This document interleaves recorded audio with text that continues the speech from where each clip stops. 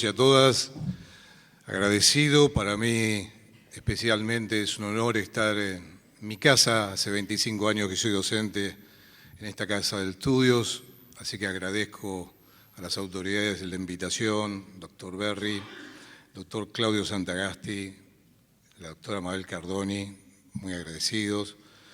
Un motor muy importante y con quien hablamos seguido es con la doctora Adriana Di Pierro, defensora de Quilmes, y obviamente un honor integrar el panel con la señora ministra de la Suprema Corte de Justicia, doctora Hilda Kogan, y la doctora Silvia Fernández, que acaba de exponer. Antonella, la coordinadora, también un lujo, y Ornella, agradecido por eso. Bueno, muy bien. Vamos a hacer una primera introducción evocando a un maestro de esta casa, ex integrante y ministro de la Suprema Corte, el doctor Negri, cuando nos hablaba del derecho y el amor. El derecho y el amor a las personas vulnerables. Es muy importante tener ese compromiso empático, pero se garantizan a través de prácticas jurídicas mínimas. Dice San Agustín que el amor es más allá de toda medida, ¿no? Para Aristóteles era su justo medio. Pero en el Tratado del Amor, Francisco de Sales reemplaza la palabra amor por caridad. ¿Y qué es la caridad? Es cuando sentís como propio la cicatriz del otro. Y esto es muy importante a la hora de abordar un complejo de relaciones, de intereses, de conflictos, que lamentablemente se judicializan. Digo lamentablemente porque los gestores del bien común, por la Constitución, en principio, y como primera medida, actores de competencia activa directa, son los integrantes del Poder Ejecutivo. No obstante que los tres poderes contribuimos al bienestar general, y los tres poderes contribuimos a afianzar la justicia según nuestro preámbulo. Ya vamos a hablar de esos términos que hoy también están vilipendiados, el bien común, el bienestar general, tantas veces repetido. Hay en el mundo 750 millones de mayores adultos, entendiéndose por mayores adultos según la Organización Mundial de la Salud, personas mayores de 60 años. La Argentina es estándar, está en 65 años. Se está debatiendo, y con media sanción, leyes donde el reposo del guerrero, que es la previsión social, están aumentando el target de edad para alcanzar ese estatus de vida retirada. Decía, qué descansada vida la que huye del mundanal ruido y sigue la escondida senda por donde han ido los pocos sabios que en el mundo han sido. ¿No? Bueno, esa vida retirada es como que se nos va alejando, ¿no? Y vamos dejando retazos de nuestra juventud. Argentina, entonces, de la población, tiene un 15% de mayores adultos y un poco entrando y levantando el guante de el actual enfoque que se le da a la garantía de la igualdad del artículo 16 de la Constitución, un enfoque libertario, levantamos el guante y debatimos. Marta Fineman, profesora de la Universidad de Columbia en 2008, procuró ya en Estados Unidos sortear esa divergencia de igualdad aritmética y la supera con la igualdad entre iguales. Es decir, el vulnerable, frente al bien común, no somos todos iguales. Por eso es muy importante para esto tener un enfoque de justicia dentro de la trilogía clásica en sentido distributivo. Es decir, dar a cada uno lo suyo, pero atendiendo las cualidades y los valores de quienes van a recibirlo. Frente al bien común, entonces, nos vamos a encontrar con personas que están detalladas en el artículo 75, inciso 23. Se cita mucho el inciso 22 de los tratados, pero es clave para lo que Marcos Gómez Puente denomina legalidad de encargo. ¿Qué es legalidad de encargo? Frente a los sectores vulnerables o vulnerados, los operadores del derecho tenemos que tener una actitud proactiva, propositiva. Es decir, no basta con ajustarnos a un positivismo. Recién hablaban de lenguaje y de reglas, y de las reglas que establecía el qué, el cómo y el cuándo, y hablaban y citaban al profesor Lorenzetti. Claro, esto ya estaba escrito también por profesores del derecho administrativo, García Entrerría, Tomás Ramón Fernández, que lo denominaban potestades regladas o discrecionales. Los magistrados, los operadores del derecho, los que son kelsenianos, nos aferramos a que si las cosas no están escritas en una norma, es como que el juez debe retraerse. ¿Y qué pasa entonces? ¿Cómo bajamos un tratado internacional, una directiva de la Comisión Interamericana? ¿Cómo hacemos que esa operatividad sea directa y no derivada, como en el caso Kisberg, que es una de las tantas necesidades básicas insatisfechas, que es la vivienda digna? Hay un déficit de 14 millones de viviendas en la Argentina. Y estos conflictos llegan a la justicia. ¿Y por qué llegan a la justicia? Porque claramente hay una omisión estatal y los jueces debemos ponderar si es jurídica esa omisión o antijurídica. Y también nos habían enseñado que para la omisión estatal ser antijurídica debe estar violando un mandato de contenido expreso, unificado, no genérico. Por ejemplo, se decía, no vamos a responder por el deber de seguridad poniendo 50 millones de policías a 50 millones de personas. Pero sí vamos a tener que responder, y es así lo ha visto y lo hemos visto nosotros en el tribunal en pandemia, en la causa Héctor Méndez, contra el Ministerio de Salud, plena pandemia, junio del 2020, una acción de amparo, adulto mayor, la madre de Héctor Méndez, los que son de La Plata le decían Goyi, le dicen Goyi, quería hacerse el test COVID y con un enfoque de derechos humanos es un sujeto preferente. Ahora, ¿cómo puede ser posible que esto llegue a la justicia? ¿Cómo puede ser posible si por el fallo Hellman de la Corte Interamericana de Derechos Humanos los tres poderes del Estado deben hacer un control de convencionalidad?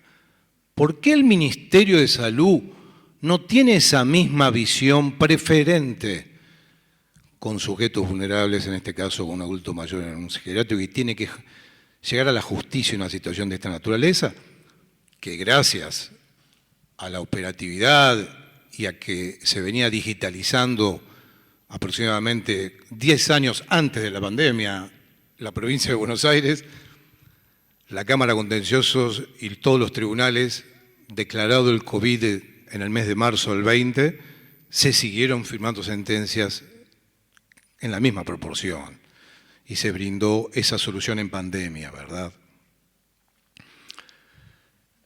Para nosotros fue nosotros digo la Cámara Contencioso de la provincia y de La Plata, que hace la ley de amparo un embudo de todos los jueces de primera instancia y el recurso de apelación obviamente viene a La Plata porque demandan al gobierno de la provincia o a los municipios pertinentes al territorio.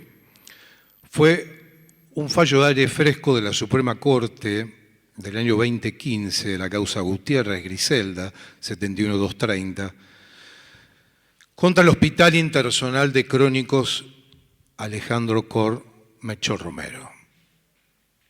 ¿Por qué digo aire fresco?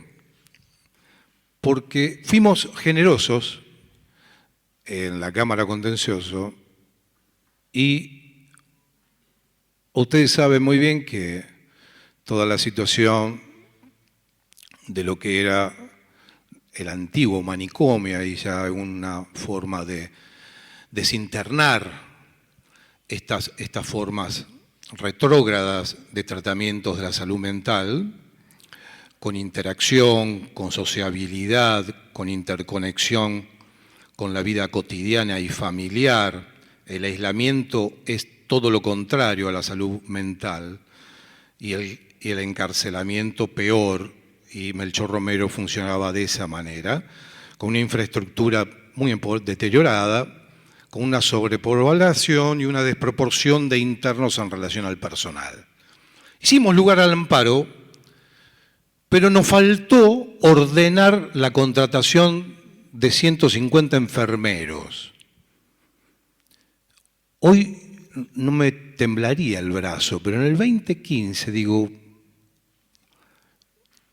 condenar al Poder Ejecutivo a nombrar empleados es un activismo judicial, diría Cueto Rúa. Gracias a Dios la Corte nos corrigió y fue más amplia. En un voto casi unánime de todos los ministros, pero el ponente en aquel momento fue el doctor Itters, de un plazo de 30 días a poner un enfermero cada 4 pacientes. Y después dicen, el gobierno de los jueces, ¿verdad? Altera el presupuesto, fija partidas. Lo que subyace detrás de toda esta problemática es la omisión antijurídica y hasta dónde un poder del Estado puede tomar medidas que puedan o no modificar partidas presupuestarias. Ustedes saben muy bien que el presupuesto de cálculo de recursos y gastos, que esto los jueces también lo tienen que tener bien claro, porque salen en el diario y dice, el Poder Judicial recibe 600 cargos. Hay inejecución presupuestaria porque nombró 300. No, no es que nombró 300. El Ministerio de Economía no pasó la partida, porque el cargo no es el escritorio, el cargo es la base económica que en el año gasta ese empleado. Entonces, el presupuesto puede prever para el Poder Judicial 600 cargos, pero si llega a noviembre y el Ministerio de Economía habilitó 300, son 300. Entonces, cuando el Poder Judicial decide acciones que desde la óptica del derecho público administrativo son discrecionales del Poder Ejecutivo, entra en esa zona de reserva de la administración, pero entra a través de convenios internacionales operativos porque viene a operativizar la manda del 75, inciso 23. ¿Cómo vamos con el tiempo? ¿Estamos bien? 5 minutos, muy bien. Viene a operativizar, el mandato tiene que ser no sustitutivo, sino compeler para que en el plazo adecúe las partidas pertinentes a los fines de... Entonces, es una obligación de medios, no de resultado. Otra causa, he presenciado y han presenciado esos espectáculos lamentables cuando personas con discapacidad motriz tienen que acceder a los colectivos y los propios pasajeros tienen que subir y bajar en babucha, discúlpeme el término, no sé si existe, pero lo decía mi mamá, a babucha. Y llegó la causa azul a la Cámara Contencioso contra la línea de colectivo 202. Asociación Azul litiga con un estatuto que su objetivo es la tutela directa e inmediata de personas en situación de vulnerabilidad. Aclaro esto porque también hay cuestiones de legitimación en las entidades intermedias, que a veces se suman a los colectivos y el núcleo competencial del ente a veces no abarca el objeto del litigio. Y eso hay que chequearlo también, no como una barrera, pero sí para una recomposición. Puede quedar como un amicus en esto de ampliar el espectro y visibilizar el conflicto. Ya los conflictos no son más entre Cayo y Ticio, ¿no? Bueno, bien, hicimos lugar al amparo y ordenamos al Ministerio de Infraestructura a recomponer la ecuación económico-financiera, renegociando los contratos, porque sabemos que poner rampas altera el contrato de concesión de transporte. Entonces, para no gobernar, damos un plazo de renegociación. Los administrativistas le llamamos a esto, pero no quiero, desde que habló Torres no quiero decir más ius variandi y todas estas cosas. Ya entro con un complejo de vocabulario de 5.000 palabras, me quedé con 150. Bueno, potestad modificatoria, pero potestad... Cuidate esa 150. Claro, y hay que cuidar esa 150, pero claro, está muy bien, ¿no? Pero suscribo y lo he felicitado. Estamos también nosotros reconstruyéndonos, ¿no? Hemos invitado judicialmente, para decirlo cordialmente al Poder Ejecutivo, a que recomponga los términos del contrato, para no decir ecuación económico-financiera, y que se compense precio, costo, beneficio. Hemos recompuesto u ordenado recomponer aumentos tarifarios, se extiende el plazo de concesión con más tiempo, a lo mejor se subsidia, a lo mejor el Estado aporta materiales. Hay formas de recomponer sin que esto signifique un aumento innecesario de la tarifa. Para concluir, porque ya así me lo han sugerido, de la misma manera que hicimos con la empresa de transporte, vamos a decir que la vulnerabilidad, los adultos mayores y la discapacidad son derechos sociales que están bajo el amparo de un estricto control de convencionalidad, directo.